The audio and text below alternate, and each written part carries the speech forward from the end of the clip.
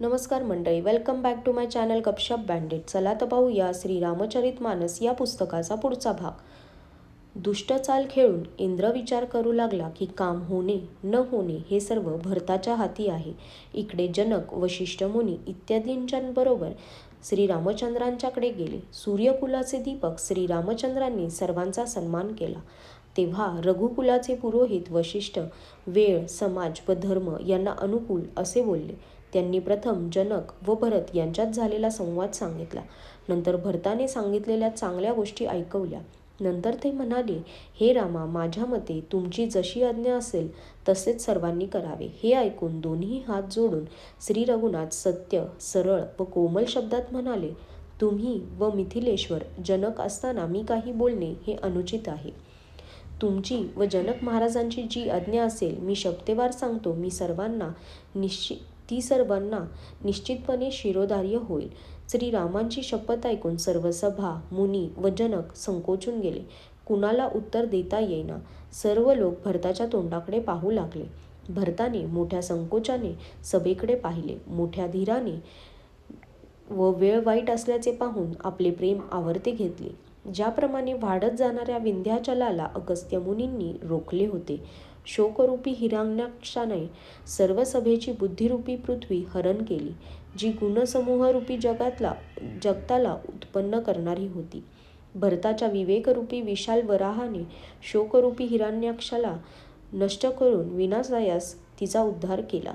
भरताने प्रणाम करून सर्वांना हात जोडले आणि श्री रामचंद्र, राजा जनक, गुरु वशिष्ठ आणि साधू संतांना विनंती करत म्हटले, आज माझ्या या अत्यंत अयोग्य वर्तनाबद्दल क्षमा करा. मी लहान तोंडी उद्धटपणे बोलत आहे. नंतर त्यांनी हृदयामध्ये सुंदर देवी सरस्वतीचे स्मरण केले. ती त्याच्या मनरूपी मानस सरोवरातून मुखारविंद्यावर येऊन विराजित झाली. ती निर्मल विवेक, धर्म आणि नीतीपूर्ण भरताची निरक्षीर यांनी विवेचन करणारी वाणीरूप हंसी झाली. विवेकाच्या नेत्रांनी भरताने पाहिले की सारा समाज प्रेमाने भरून गेला आहे.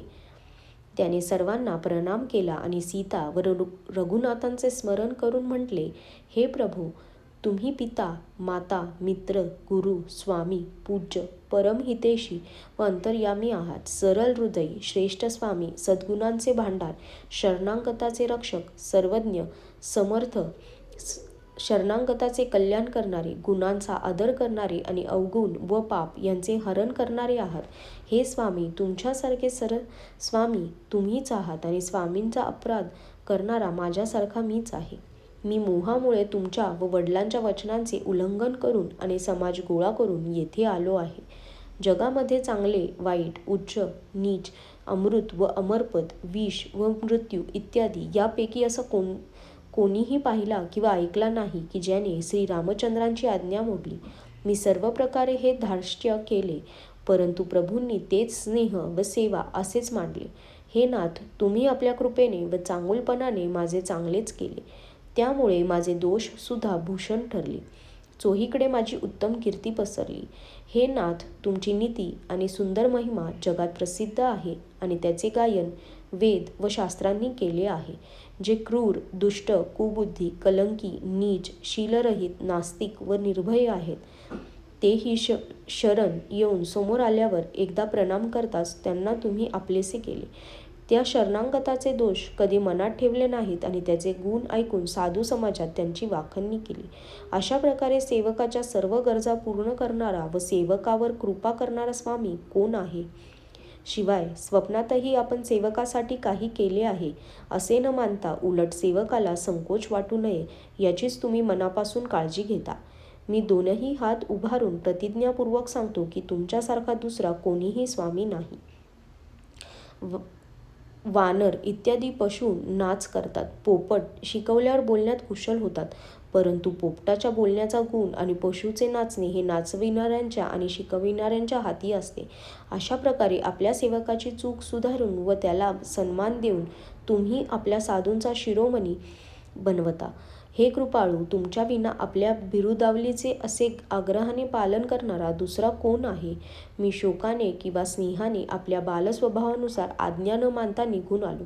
तरीही हे कृपाळू स्वामी, तुम्ही आपल्या स्वभावानुसार सर्व प्रकारे माझी कृत्ये चांगलीच मानली. मी सुंदर मांगल्याचे मूळ असलेल्या तुमच्या चरणांचे दर्शन घेतले, तेव्हा स्वामी माझ्यावर स्वभावताच अनुकूल आहेत हे मी जाणले. माझ्याकडून एवढी मोठी चूक होऊनही स्वामींचा माझ्यावर किती लोभ आहे हे एवढ्या मोठ्या समाजामध्ये मी स्वतःचे भाग्य असल्याचे जाणले. कृपानिधानांनी माझ्यावर संपूर्णपणे कृपा केली, अनुग्रह केला. माझी योग्यता नसतानाही हे खूपच केले. हे स्वामी, तुम्ही आता आपल्या शील, स्वभाव आणि चांगुलपणाने माझे प्रेम राखले. हे नाथ स्वामी व समाज यांची भीड न बाळगता मी मन मानेल तसे बोलण्याचे धारिष्ट्य केले. हे देवा, माझी व्याकुळता जाणून तुम्ही मला क्षमा करा. अकारण हित करणाऱ्या सुहृदय, बुद्धिमान व श्रेष्ठ स्वामींना जास्त सांगणे हा अपराध आहे. म्हणून हे देव, आता मला आज्ञा द्या. तुम्ही मला सर्वतोपरी सांभाळून घेतले. आजच्यासाठी धन्यवाद.